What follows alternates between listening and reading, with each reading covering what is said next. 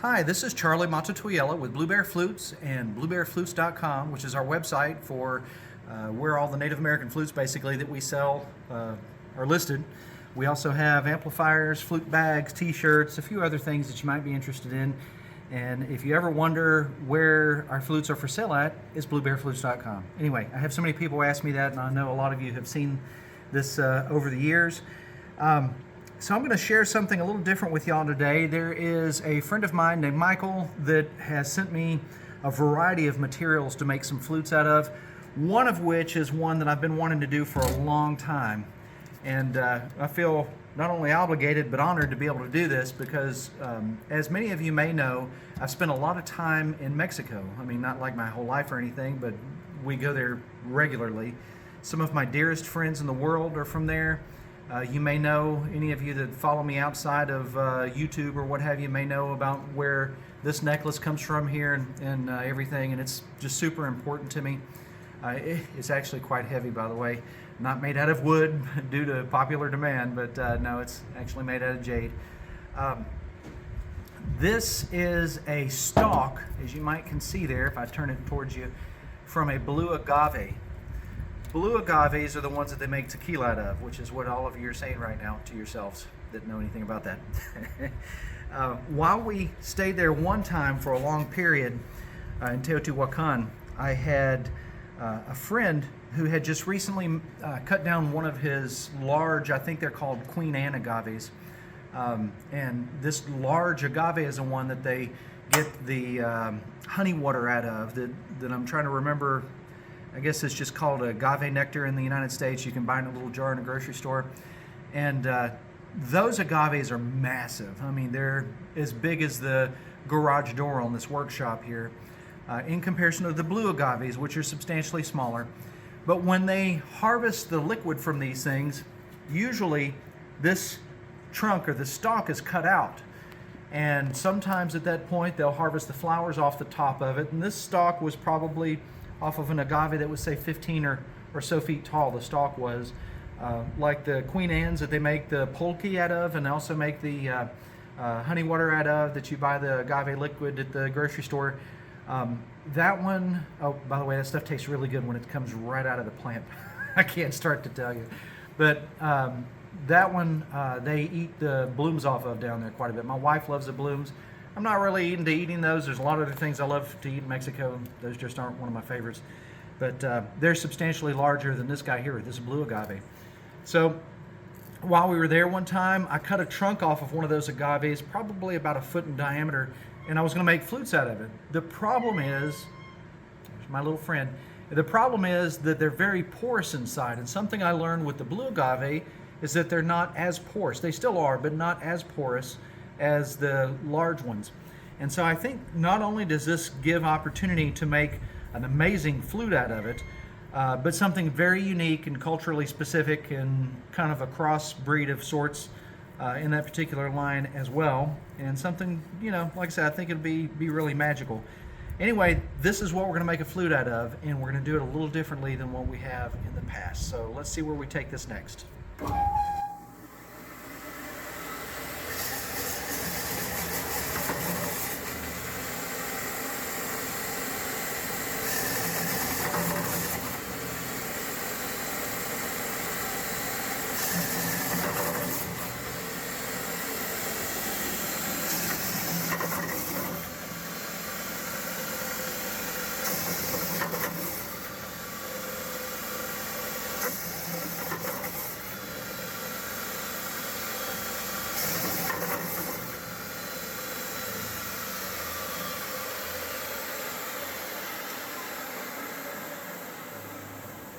So what a lot of you may not know is that it's a lot of work sanding thousands of flutes. And our way to compete with the people who have them shipped in for lower prices is I actually have a lot of very specialized tools. This one is a sander which sands things that are round. I had a couple of these stalks in the materials that he sent me, that Michael sent me, and this one was the straightest one, which is the reason I picked it for this. I'm going to do this flute a little differently than what other flutes I've shown you in the past, although a lot of you know that I do some things this way, not all of them. But what I've done is I've sanded it. I've sanded it within just a couple of minutes here in a way that will actually exhibit hours of hand sanding. This sander is designed to sand things which are already round and tube shaped or cylinder shaped or dowel shaped, you know, rod shaped, whatever you want to call them, but basically things that are round. I also have a machine that I could have stuck this through, and I would love to have, but I think it would have probably destroyed it if I had, and this is the only straight one of the two of them. But my other machine that comes prior to this one, I can stick a square rod through and it comes out round on the other side. Then this deal here sands it up. This has got two sanding belts on it. One's medium and one's fine, and you start with one and go to the other, obviously. I'm going to run it back through here a couple of times so that you can see what it does. And then from there, I will take it over to the next machine and you'll get to see how I'm going to do it from there.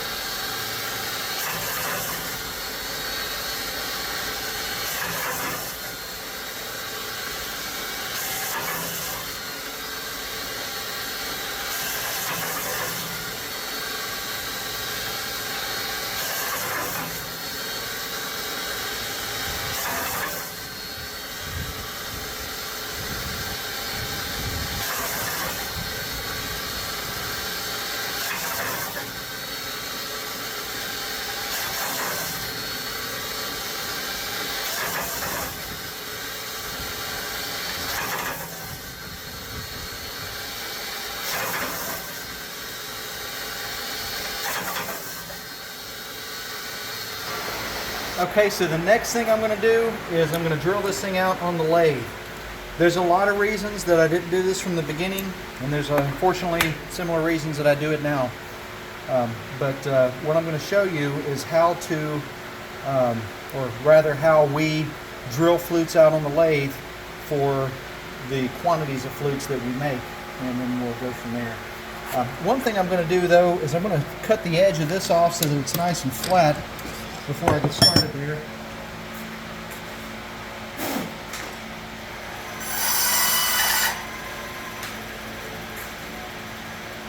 So flat isn't a requirement, but it's nice.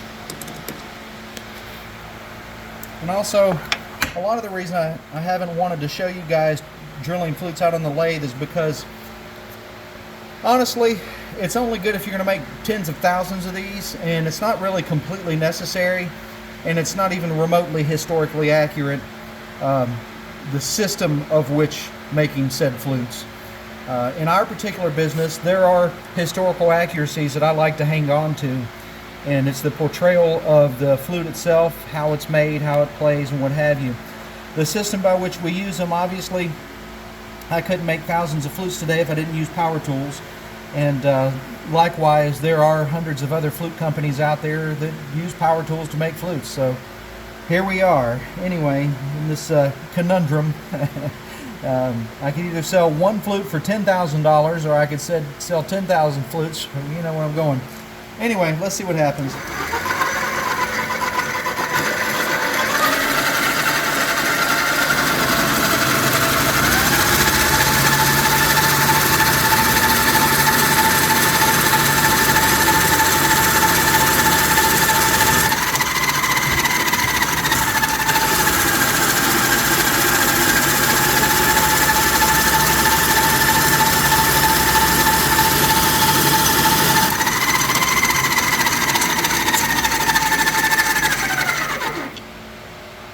You'll notice that this bit here cut into it really easy. It is a carbide Forstner bit. This particular one is 7/8 of an inch in diameter, which is the size I use for making like a G or F sharp flute, and in some cases I also use it for making low E flutes. There are flute makers out there who use this size and one larger to make a flute that's higher in tone than those, even in the key of A, which there's reasons I don't do some things, and one day we'll sit down and have that conversation, but not on this video. The next step I'll take is using something people call an aircraft flute, or aircraft drill bit in this flute, and just trying to maneuver myself so that you guys can see what's going on, and I can also do this as accurately. Okay. This bit is also 7/8 of an inch in diameter. It's about 12 inches long. We're going to see what it's going to do. Hopefully it won't tear anything up. It may get loud. You might want to plug your ears.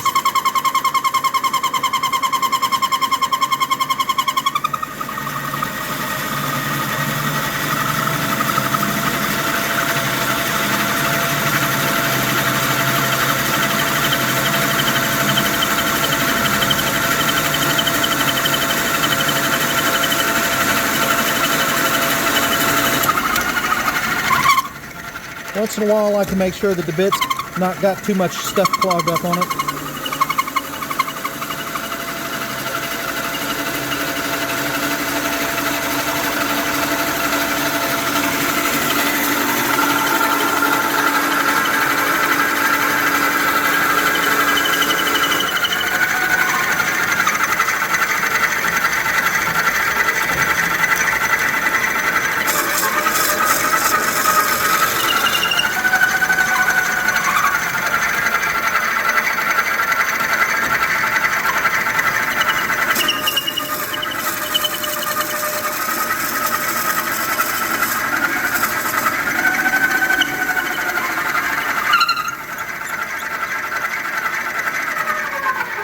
Okay, as you probably noticed, the end of the flute is wobbling quite a bit, and that's because some things aren't as straight as they might seem. That's okay, not a terrible problem. It's not something we run into in flute making on a regular daily basis, but when you make flutes out of stalks of blue agaves, I'm just going to stop right there and tell you guys, we're going to call this the tequila flute from now on. But when you're trying to make a tequila flute, this is one of the things that you run into. It looks really straight, but there's missing just a little bit. There's some curvature over here that I can see. And what I'm probably going to do is make this into about a G flute. And in doing so, I'm going to cut this much of it off up here in just a second. Cutting that off will take some of the arc out of it. Like I said, it's not something you can see too well, but it'll take some of the arc out of it and make it a little bit straighter drill through here, which I think will be better in the long run. So that's what I'm going to do next. Then I'm going to stick the other end in there, which this isn't too, I don't know if you can see in there too good without a light, but it's not too hairy up in there. You know, I have ways of taking care of that, of course, too. I have showed you all my sanding rod that I made out of a metal thing in the past. I stick it on the end of a drill. I'm going to go ahead and cut this off, stick it back in here, change this bit back out again. It's good for me to start with these. Any of you that either have had problems drilling flutes out or have decided that you wanted to start doing that and join the idiocy like the rest of us, it's just, there's some problems with it, you'll learn. But I usually start with a Forstner bit, preferably one that's only so long, not a real long Forstner bit, because that'll cause other problems, but this is a good way to go. Let me cut this off and we'll put it back in there. Now it just wobbles a little bit. This end, of course, is pretty straight, but the other end's wobbling just a tiny bit. Not too bad, nothing to worry about.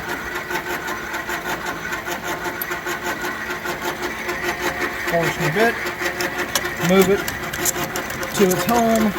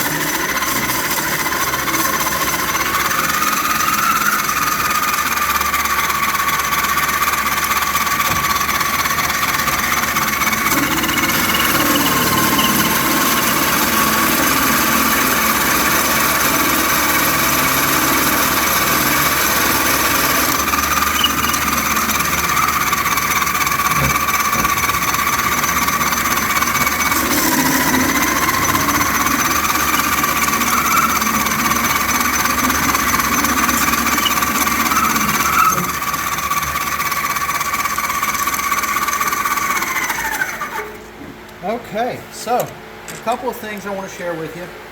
Number one, I don't know if you heard that at the end there, but there was a sound it made, and it let me know that it made it all the way through the flute. That's not a problem at all, but I'm going to tell you, normally when we're drilling out our G flutes, we drill out G's and F sharps at the same time. The difference is about this much in length from one to the other. And normally, in doing so, we just make them all the same length and we drill them all out and cut them shorter if we need to make a G out of it. The fact that this bit went all the way through it and I didn't have to use my other longer bit to break through that last little bit suggests that it's shorter than what I usually use. But it's not a problem because I can look at it and tell that from here to here is going to be a G flute. That's not going to be a problem at all. The next step I'm going to take is I'm going to run it over, sand it out with the rod, and then I'm going to put the track and the holes and the fingerings and the sound holes, and then I'm going to put a plug in it, which is, there again, something I've preached against for a long time, but if I'm going to keep up with the amount of demand of flutes that I have to make, then I have to roll with the times. But I'm going to show you something else we do too that should help you out a lot if you make flutes out of material that is porous. This agave here is completely porous inside, so it would create a problem for some people in doing so, but what I'm going to do is, like I say, take it to the next level and make sure that it's sealed up inside really good after I put the plug in it. But I'll show you where we go next. Okay, so the seasons have changed for you guys almost overnight. For me, it's actually been a couple days since I started this video. Here is our stalk, and it has turned out pretty nice. After drilling it out, one thing that you'll notice is the inside is kind of pithy.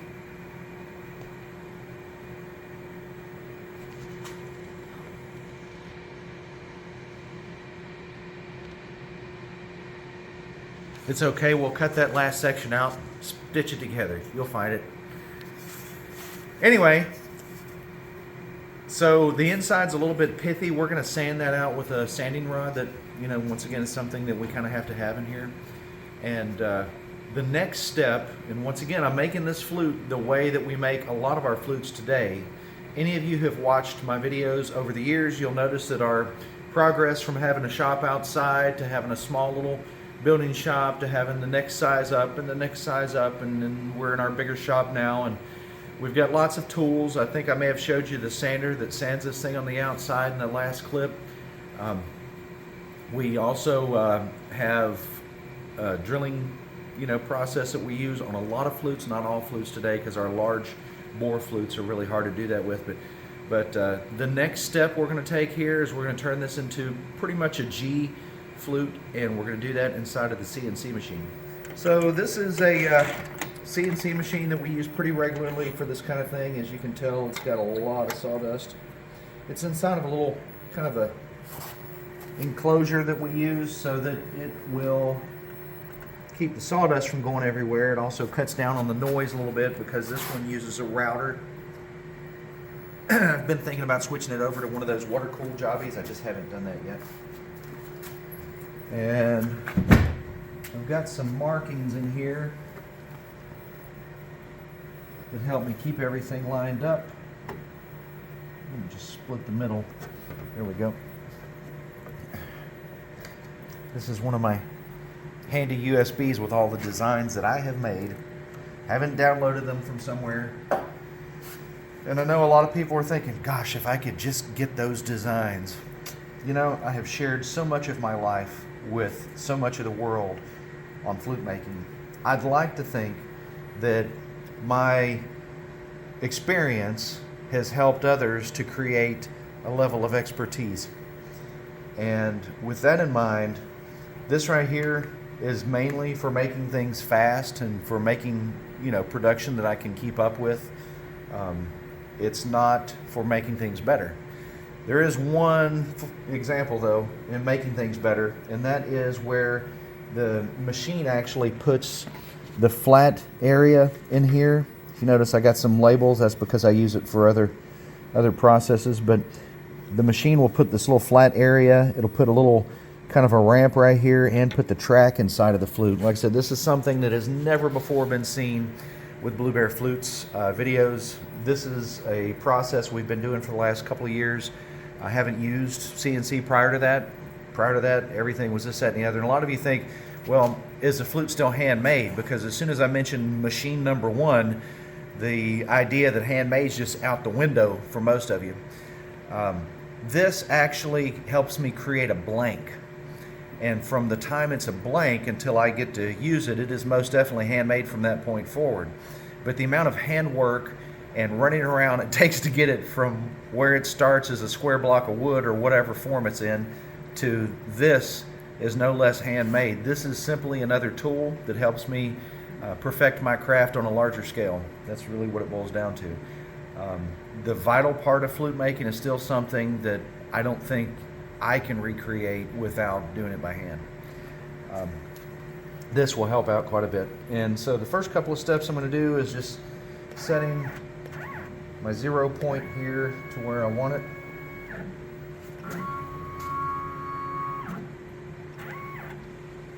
Y'all forgive me, I'm going to open this door here so I can see a little bit.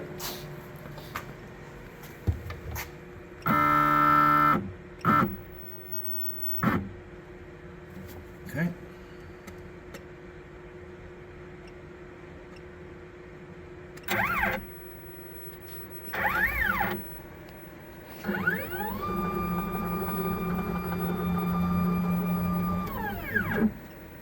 Yeah, this is a lot quicker, right?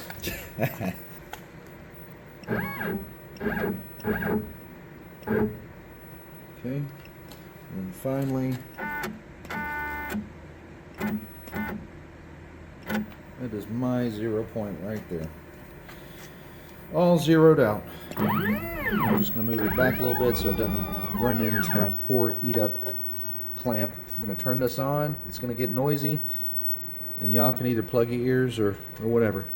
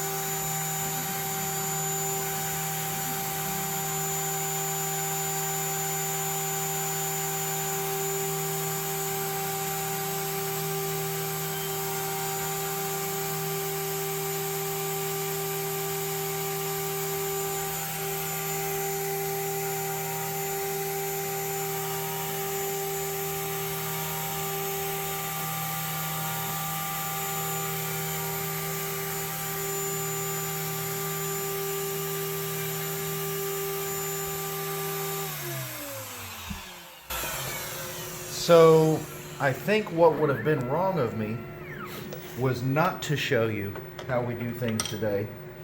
I don't want to mislead you and make you feel like you can't do this because you have to have XYZ machines. I've actually got a video where I get comments like that on a daily basis. It's a video where I make a teak wood flute out of a piece of I think it was a pallet. But I get comments from people on a regular basis telling me, well, I can't do that because I don't have thousands of dollars worth of flutes. Most of those people are, thousands of dollars worth of equipment. But most of the people don't realize that I've been making these flutes since, of course, most of the people in that video, mind you, I don't know about you guys. You guys probably been watching my videos since day one, but I started making flutes by hand with a pocket knife, you know. I've got several videos where I make flutes with a hacksaw and a drill press and 2 or 3 other things. The equipment that I use today doesn't reflect where I began. It is certainly not reflective of my expertise or my experience. You know, I can do this on a shoestring budget if I had to, but But anyway, I get people on that video on a regular occasion telling me that sure, you made this teak wood flute for $7. Oh, I made it out of a cutting board. That's what it was. But they say, sure, you made this teak wood flute for $7, but you have thousands of dollars worth of equipment. Well, joke's on you. I have millions of dollars worth of equipment. You may not see all of it, but anyway, the equipment that I have is only so that I can keep up with production. And in the case of this particular flute, I wanted to show you this. I don't know if it's better if I get you over into the light or what, but this area right here, you see there's a little fiber poking up. That's not really a big deal. That'll be gone in a second, you'll see. But for the most part, this is incredibly flat. And that's something that many of you don't realize is so critical, is how flat this area is. The flatter it is, the less likely that air is going to escape, creating, now something you may not know is that when air is introduced into a system, it causes turbulence. Okay, you can agree with that. But when air escapes, it also causes a turbulence inside of the system. So in other words, even though the air is going down this track, if some of it shot out the side here, that actually causes a turbulence inside of the track, the escape of the air. It also changes the pressure, which, you know, a lot of you eggheads are out there saying right now. But like I said, there's some various things that go on here that having a nice flat mating surface here for your track and for your block to on top of really helps out. Now inside of it, I can see the thickness of the wall and where I'm at, which is excellent. I can also see the quality of the smoothness right here of the track, which is good. But I still use a burning tool by hand to finish that up. The next step, I'm going to go and sand the inside of it, as I mentioned, and then I'm going to start putting my plug inside of here, and then I'm going to burn the track in and the square holes here and start tuning it and so on. Hopefully it's warm enough in the shop at the point that I start doing that I can get it in tune perfectly. I do have a heckler that has pointed out my tuning process and not liking it, but that's more of their problem than it is mine. Anyway, let's go over to the tuning station. Okay, so this is a metal rod that I use like a carbide cutter and cut down into it. You can see it's kind of tapered a little bit, but that's because I've been using it for a while and this sandpaper wears it away. But it's a real nice way for me, I can't promise it's safe or that you should do it, but it's a real nice way for me to sand the inside of my flute out. I used a dowel like that forever. I've been doing this for so long that I have people contacting me these days, giving me tips on how to do things that are my own tips. That they're telling me, I heard so-and-so does things like this. I'm like, dude, where do you think he learned it from? But, you know, I don't normally say that. I usually try to be pretty polite. But this one here is one that I've been doing forever and a day. I mean, since I made bamboo flutes before YouTube was on, and I've shared this information with countless people.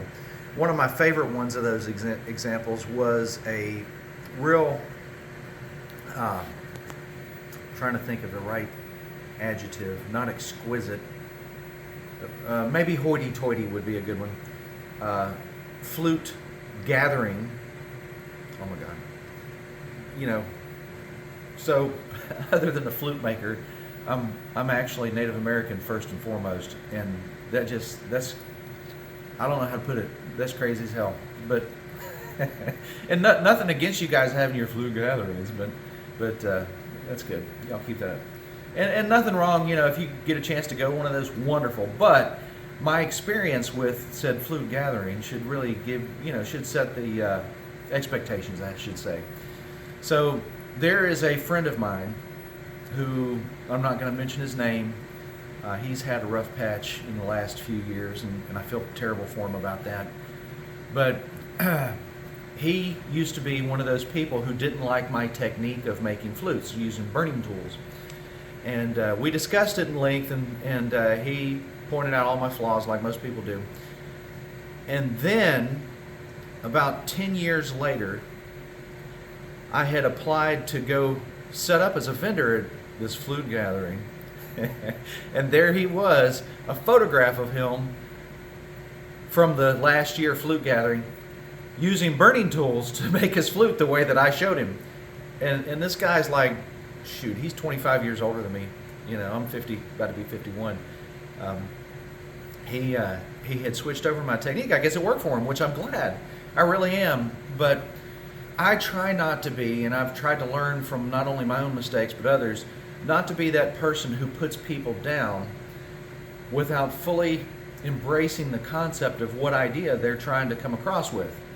And there's a lot of that happening in real time these days. It's not even in the flute world, but well, y'all see more videos about that here soon too.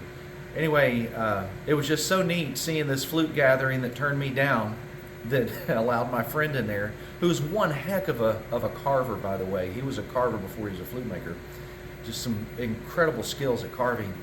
And you know, they turned me down because they didn't want the likes of me showing up. But they let him in there, and he was using my techniques that I had showed him, that he, of course, put down prior. But that's because, you know, and I know I sound paranoid to a lot of y'all, but there's a couple of groups of people that just don't like me, and that's cool. I mean, if everybody liked me, I think there would be a problem. But anyway, back to action. With some wood, this technique really solidifies things. I'm going to try to see if I can quickly make it to where you can see it. It's a lot cleaner, but it's not perfectly clean yet. So I'm going to burn up inside of there a little bit. And this is going to help to torch some of the fibers that you've seen. I do have a friend that used a technique, or rather, I guess it's an acquaintance of my friend, who used a technique that I had suggested forever ago doing, but I don't quite do it myself, and that's having a rod with like a torch head on it that you can stick all the way up in the flute. That's a good idea. It really is. I don't know if he got his idea from me, but I know I had it forever ago. I just don't like the idea because, to be honest with you, there's ways of doing things that I really appreciate, and there's ways that I have to do things. And if I had my druthers, I'd be making one river cane flute at the time, but I couldn't support my family off that. And I wouldn't have been here teaching you guys all this time either, so it's something to consider.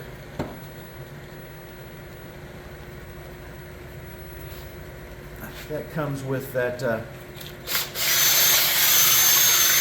Native American idealism of cyclical time. Understanding of time as a circle instead of a straight line. Now that, I'm going to tell you, is better than I expected. Okay, let's see if you can see it there. That's borderline incredible there. Really unbelievable. So, done with that portion of the program. I've got a rod heating up, and while I do that, I'm going to grab a plug.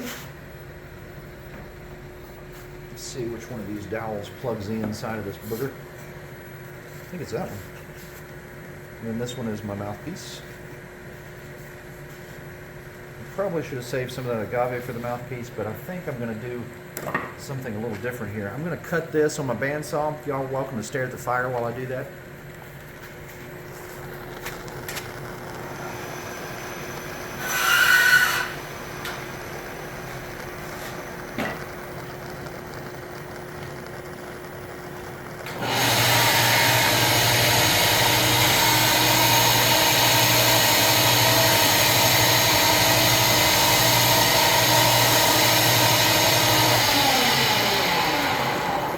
There are lots of things to take into consideration when you do something in a different way than what you used to do. So I sand the edges of this plug so that it doesn't hang up while it's going in there. And I have a couple of rods. Let me see. Oftentimes I have to heat, like burn the plug up or something so that it'll fit in there. But because I torched the inside of this material, it did okay. Let's see, so what I just did was I pushed the plug I don't know if you can see it with this fiber in the way. So that it's right at the back edge of that hole. Next thing I'm going to do, make sure it's in there permanently.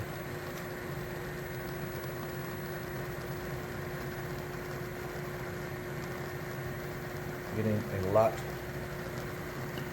of glue in there. One day we'll talk about the types of glues that I use today. Oh, that's better.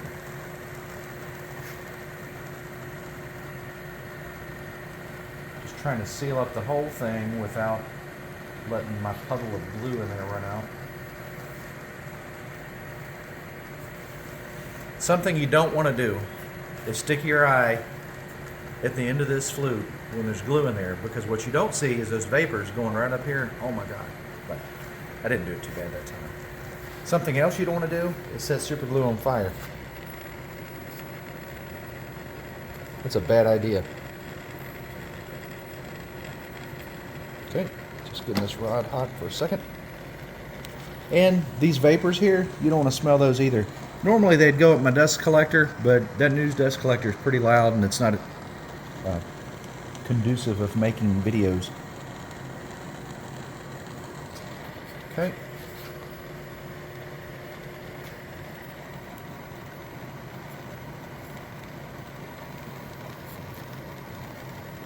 Just burning some stuff here.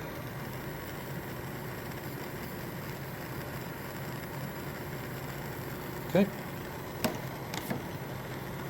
Something else I'm going to do real quick is put just a little bit of this superfine glue on the track, because once again we're talking about an incredibly porous material, and what that's going to do is seep into the pores of the material, which it's 90% done already,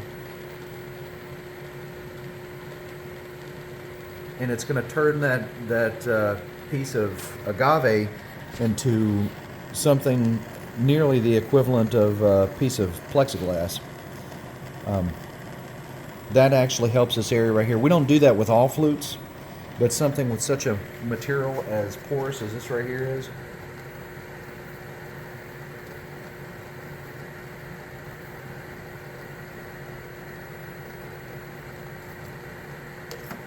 Don't breathe that in.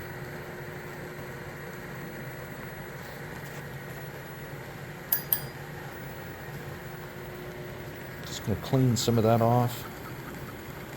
I'm also going to file this little area here down just a smidgen, just enough that you can tell that I did it. Not too much, because then it'll reduce the quality of the sound. I'm also filing underneath of the splitting edge here, or the knife edge,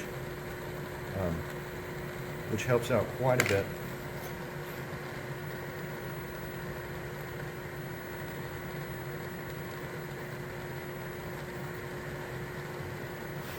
There again,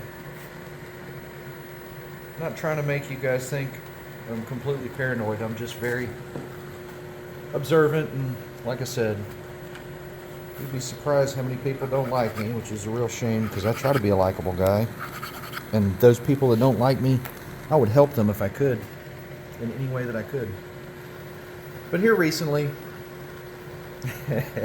the camera lady just told me she liked me. Here recently, I've actually had a spy from a non-flute group of those people that don't like me. He is a member of a tribe out west, and he came in with some friends of mine. They came to visit the shop, and they're like, it's okay if we brought this guy with us, right? Normally I don't let the public in to see my shop because, number one, it's a safety hazard, but really, most importantly, number two, I don't have time. You know, if I had time to just open my doors to everybody, there'd be thousands of people coming in here on a daily basis, and I wouldn't get any flutes made, you know. And some people take that path, and they think, oh, I'm just going to be a flute making teacher or whatever, or flute playing teacher. But I don't do that, because that takes away from these flutes being out there. Plus, my experience would have seriously dwindled had I done that for a living rather than actually making flutes. At the point right now, the amount of flutes that we've made, There's no way I could have made a thousandth that many flutes if I was doing nothing but teaching how to make them. And for that reason, some of my experience here may be a little bit more vital, anyway, in some cases valuable. Let's see, I'm just trying to clean up this track so that it's exactly how I like it. And I've got a small forest fire going on inside of here, which fortunately I don't think you can see, but it's just like those fibers start heating up. It's because it's agave. Done with this one.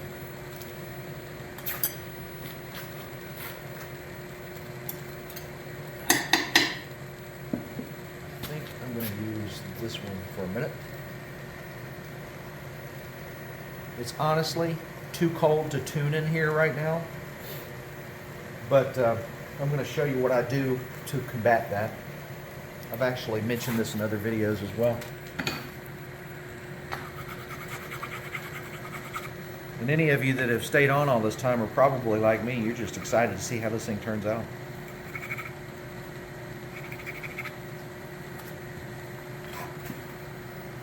In my series of Drunken Flute Master, I've also got another bit of wood that I'm going to be making a flute out of in the very near future. I've actually had this wood on hand since birthday before last, which is 2 years and 7 or 8 months ago.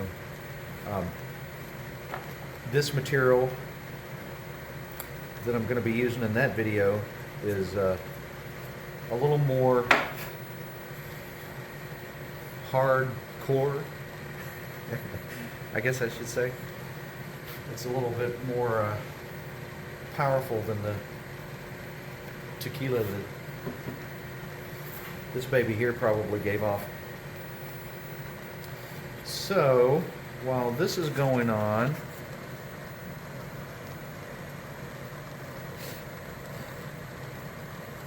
oh, I was telling you a story about the spy. So, when he came into my shop, I think his major purpose was to size me up for these people so that they can see what they're dealing with. I really wish I could have showed him more. I invited him back. He didn't say he was a spy, but birds of a feather and all that, you know. He was the same tribe of a certain editor of a certain paper. Oh God, I know a lot of you thinking, why don't you just tell us? No. I'm a whole different person than that. What I'm doing right now, while my rod there heats up for tuning purposes, is I'm heating the outside of the stalk, which should not only make it a very amazing looking flute, it will also harden the material just a little bit.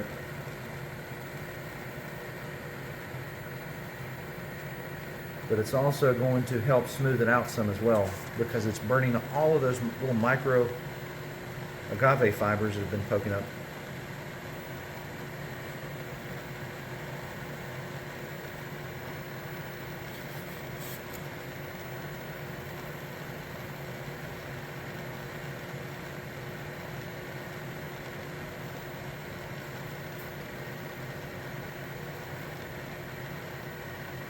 Okay.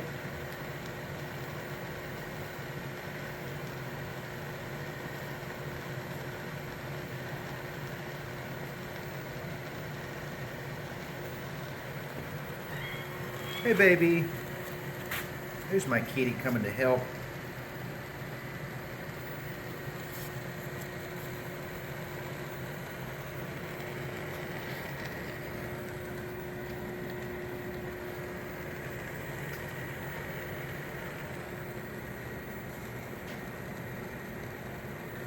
That's a good kitty, huh? This is our emotional support cat. Not officially, but she does help. She comes in here and gives everybody a big hug, don't you, sweetie? And she's half deaf, so the machines don't bother her. Oh, look at you. Have you ever seen a cat that liked to give hugs? That's the most amazing thing in my book.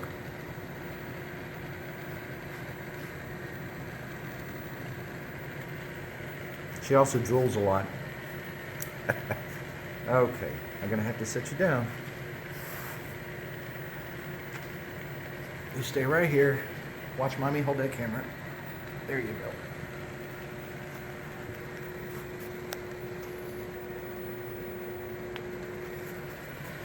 That's our snake killing cat. She is something else. Okay. Just going to take a little bit of this off. Well, you guys caught me on a day that the shop wasn't such a mess, too. That's amazing.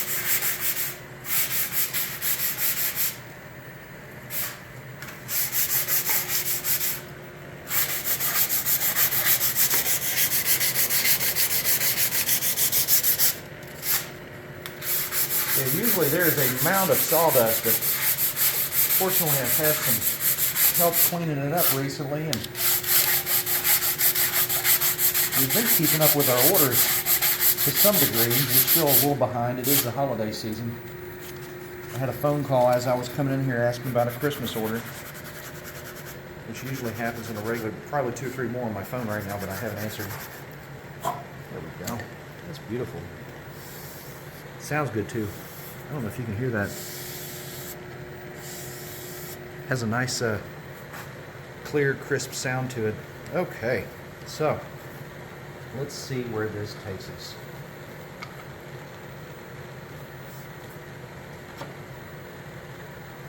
Cross your fingers. It actually sounds better than I anticipated. Oftentimes when we use a porous material, if it wasn't for the fact that I burned it and sanded it so many times, it probably wouldn't have been this way, but porous materials have some airflow and air consistency problems inside, and they do release a little bit of air in different places. So our original plan for this video was to seal the inside of the flute before we did this, because that's what we do on a lot of them. It sounds amazing to me. There's a minor problem if of course, when we get done with the video, we're going to seal it inside anyway. If I don't seal it now, it's going to change the intonation that much if I need to do it later. So, there again, while this rod is heating up, get some of the babbitt off of there, I'm going to go ahead and seal the inside of it with that same rod that I use, and I'm going to use some oil inside of it. You may not go up inside of another flute.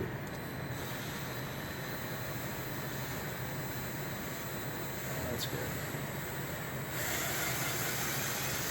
That helps to coat the inside of this flute so that it is evenly distributed and so that there's a lot of oil on the side walls. I think it actually looks pretty good. I'll let you take a quick peek, but I don't know if you can see anything up in there. It's kind of hard to see up in there.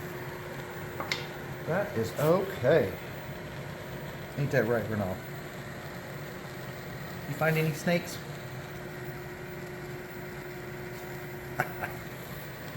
You don't get a smirk like that out of a cat without some good reason. Let's see.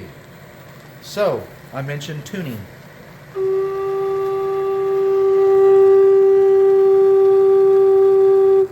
You see it's about 20 cents flat of G. It is 58, about to be 60 degrees in here. We hadn't warmed up. We tried to get an early start. We are running a little behind still. But with it being almost 60 degrees, 20 cents flat is really close to 440. That doesn't mean it is 440. It just means we're really close. When the temperature changes, it may be a little different one way or the other, but I've been doing this for a minute.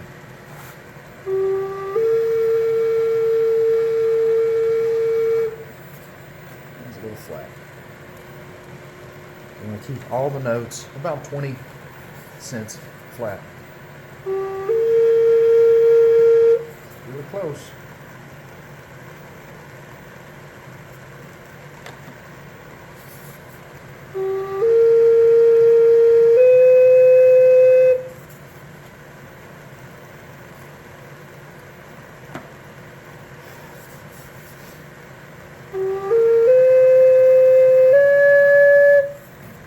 Okay, I'm going to change this rod out.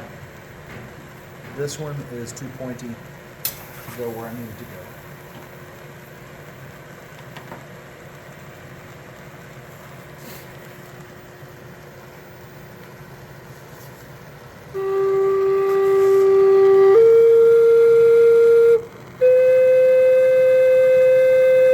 That one still needs a little bit off.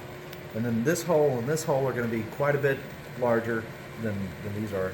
And then this one is going to be about the same size as those. Bet the kitty's wondering why isn't it warmer in here yet.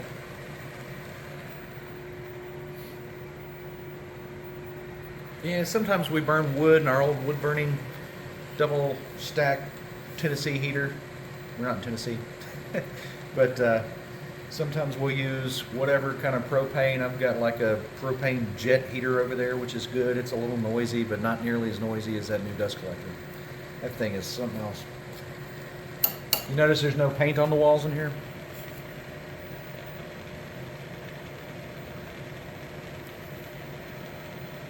That dust collector did it. Let's see.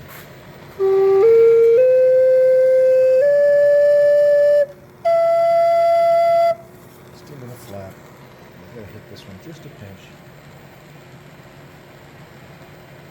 There we go.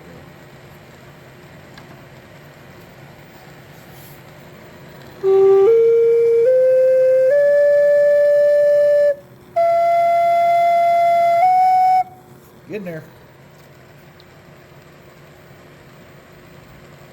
So after I do this, I'm going to put a mouthpiece on this flute.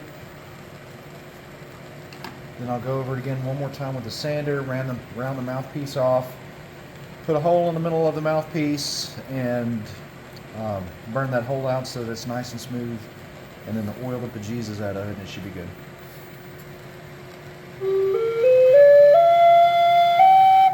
Not yet.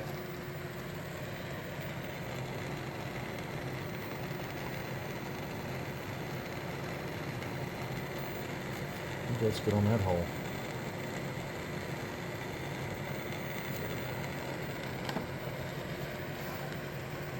Pretty good. Now y'all come take a look at the tuner here. I think we might be done with it this time.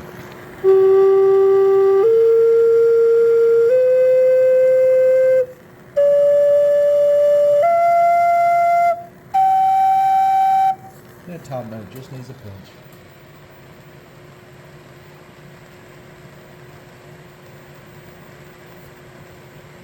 Okay. We'll leave that heating up for the mouthpiece. Let's see what it sounds like. Don't want to do that. So, if you ever have that problem, file, bevel the edge just a little bit, just like that. In addition to stopping it from jumping octaves so badly, of course you can also bevel this too, just a little bit, and that will really help. In addition to that though, it also lowers the tone a pinch, sometimes as much as like a half step.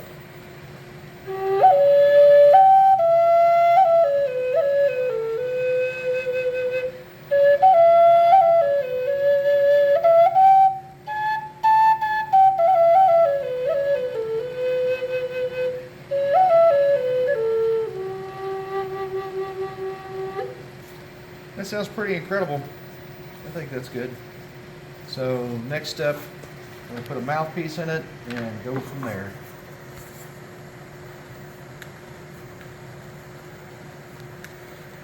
I think I might need to sand this booger down just a pinch.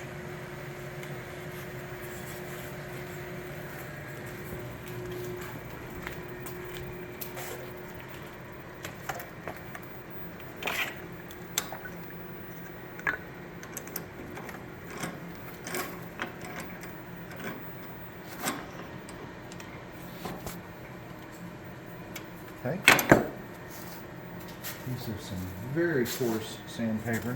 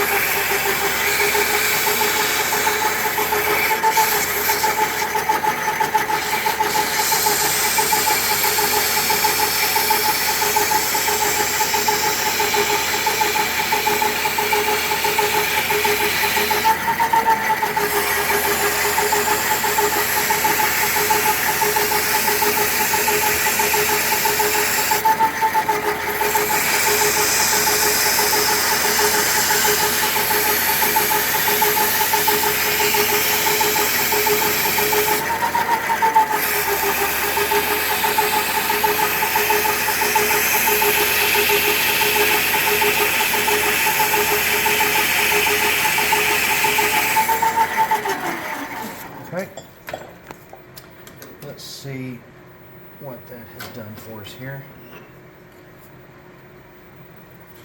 Really close. I don't want to split this beautiful stalk here. Getting a little tight right there. Honestly, probably good enough, but you got to do it just a little extra.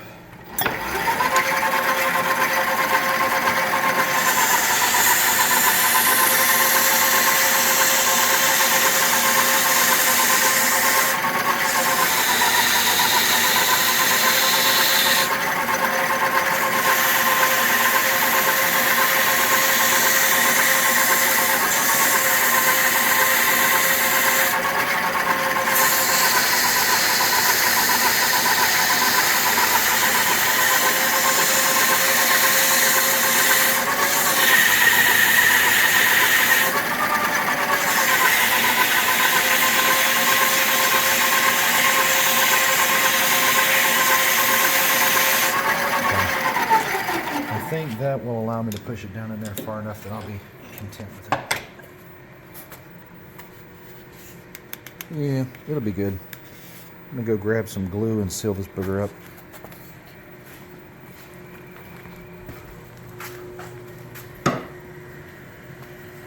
Hopefully the glue doesn't soak into the material too quickly. That would take a while for me to get it to dry.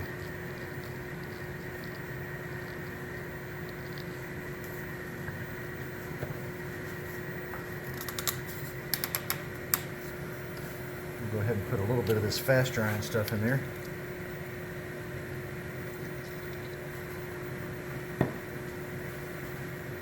That usually seals up all of the leak holes.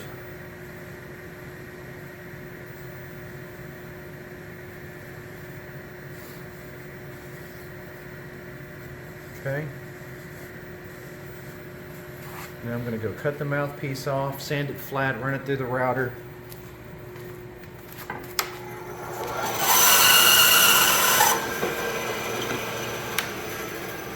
Not too bad.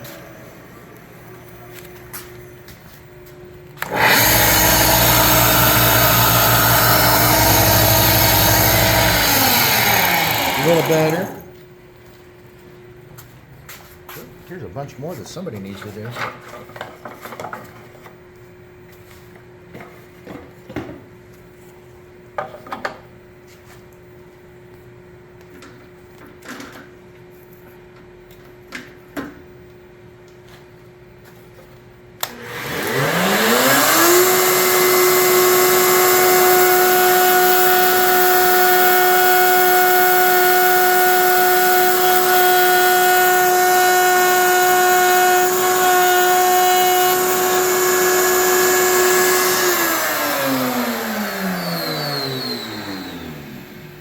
It's not bad. I'm going to go round it off in the lathe, and then that'll be a nice mouthpiece here.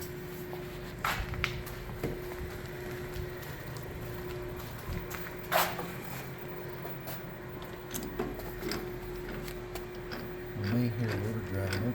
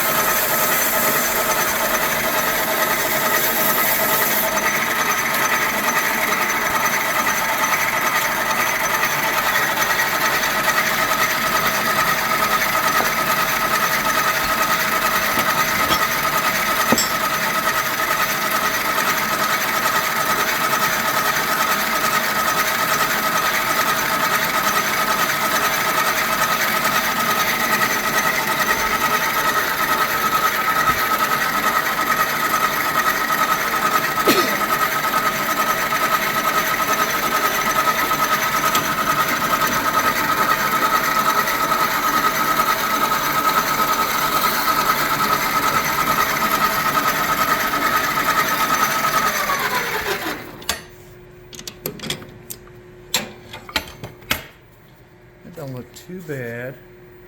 I'm gonna go burn this hole out and figure out what kind of block I'm gonna put on it. Probably something plain and simple, I think might be best. And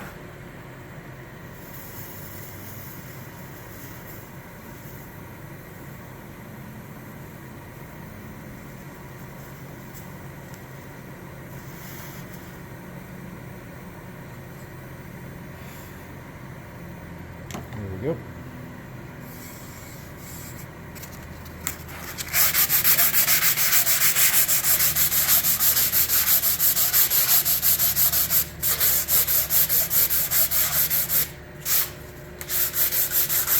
Light color up a pinch.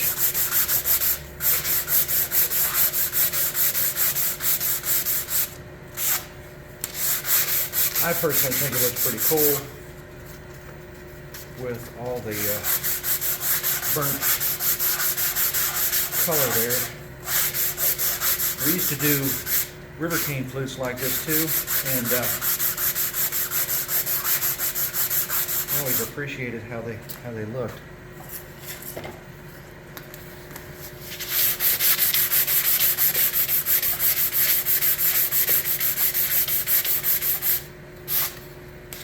Wow, that's smooth. I wish that dust collector was running right now. But for you guys, this is worth it. I think that looks pretty sharp myself.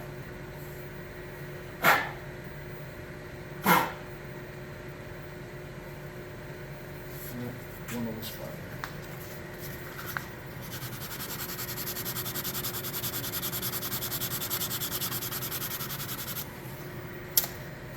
Kind of a neat golden, and it still has an amazing sound to the wood. I can tell something good's going to come out of it. Otherwise, I think it looks pretty sweet.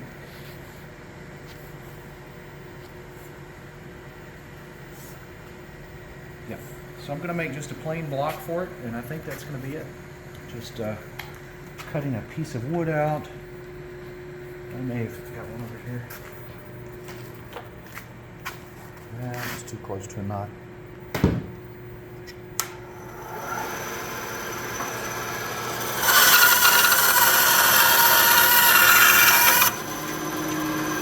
You got too close to your fingers. Oh!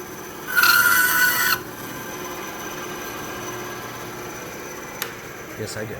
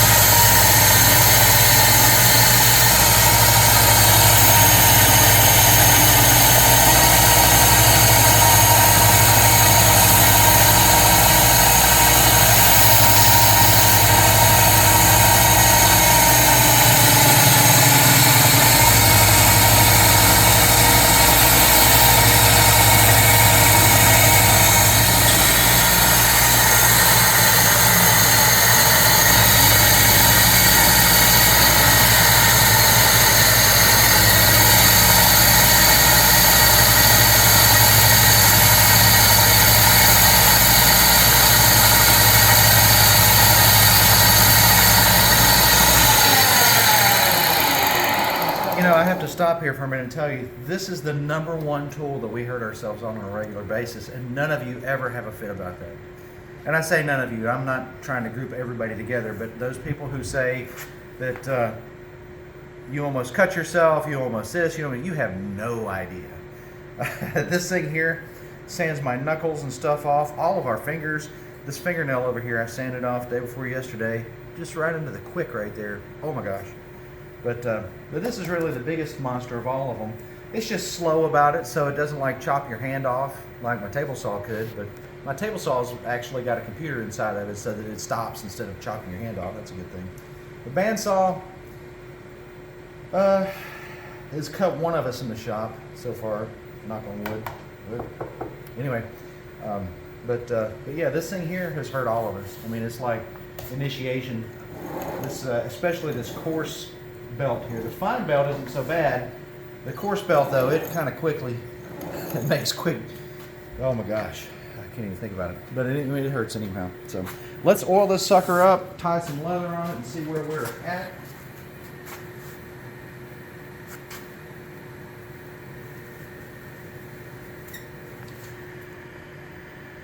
So now I'm going to oil it. This is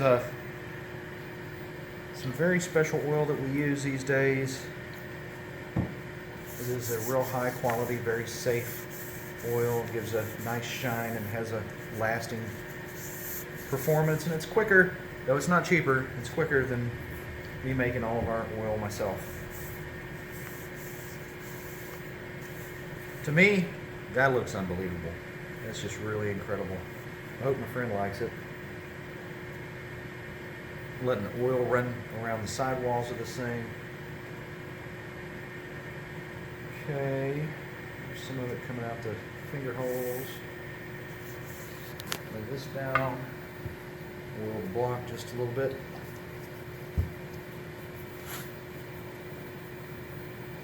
And let's see where we're at. Normally, I put a couple of coats. Real nice flute like this. It's going to dry and soak in and solidify and whatever else it does.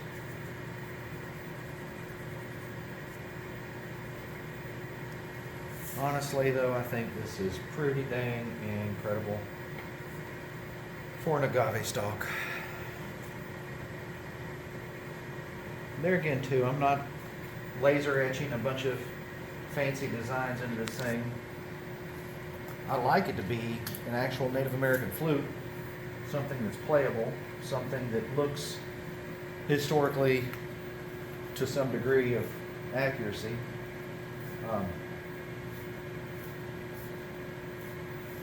And that's me there again. I've seen people that made some really beautiful works of art that are just really elaborate. I am not into that myself with these flutes. What I like to do with them is make them play amazingly if I can.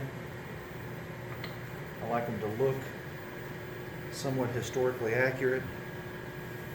That's what I prefer. And you know who is making them? That's kind of a double entendre, isn't it? Never thought about that. You know who is making them. Although, to be honest with you, the camera lady makes it, I don't know, probably 80, 90% of them, I think. I usually make the more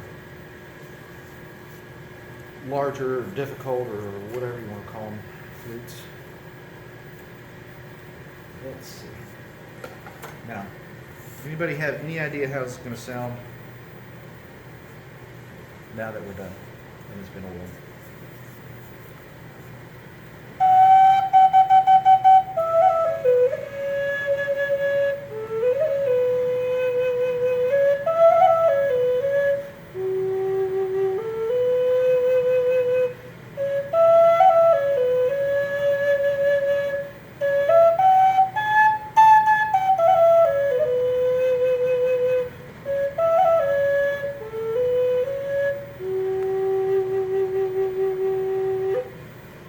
See any drips come out of there?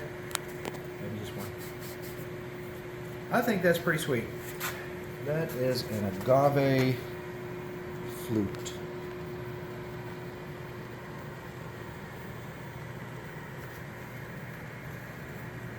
To me, that is beautiful. Now we got one last thing to do here. Hopefully my friend doesn't mind me putting my stamp on the back of it.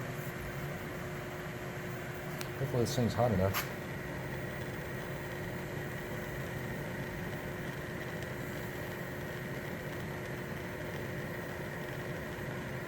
Wow, it's pretty sharp, huh?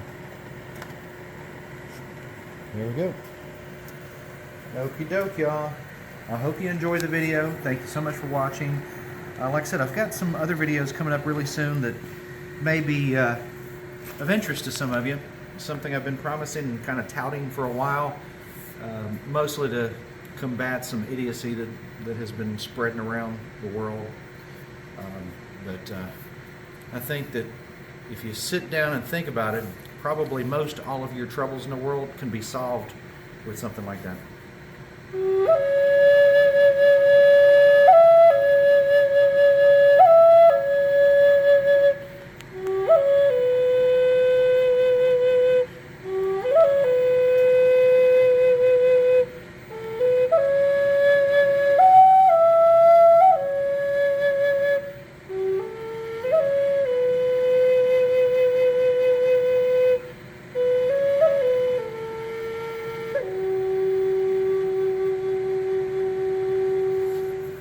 Okay, so that was it for the agave flute making video. I just wanted to let you guys know I appreciate you watching.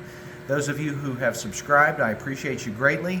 Those of you who have subscribed and accidentally found this video, you need to know that unless you click the bell icon and subscribe to our videos, that you may not keep getting the news updates of all the newest ones coming out. I do try to put out an occasional short. I don't always get an opportunity to, but I do on occasion. And like I said, we have a lot of videos on how to make flutes, how to play flutes, some of the history about flutes. And very soon I've got some videos coming up that are more about some history, just some things that are important to me that you might be interested in. If you would, please take a minute, like the video if you liked it. If you didn't like it, you can thumbs it down. It still actually gives me, just as good a... No, don't thumbs it down.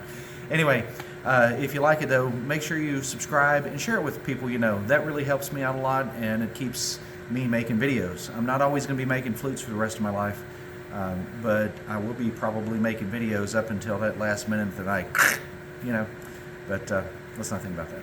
Anyway, if you want to see some videos about history, you might want to keep an eye out for some of the next coming up videos. There's some things that I've been meaning to share for a while. They've been on my to-do list. I've probably driven my wife completely nuts with them, and a lot of other people. And then once I publish these videos about history, it's going to really drive some other people nuts, but it's in a good way. It's positive and it's constructive, and I think it's really there to help people. Most people need to know that you've got a friend in me. No, I'm just kidding. But you do need to know what is out there and what's going on in the world. So history it is, coming up soon. Once again, this is Charlie Mato-Toyela signing out for Blue Bear Flutes and BlueBearFlutes.com. Hopefully we'll see you again here very soon.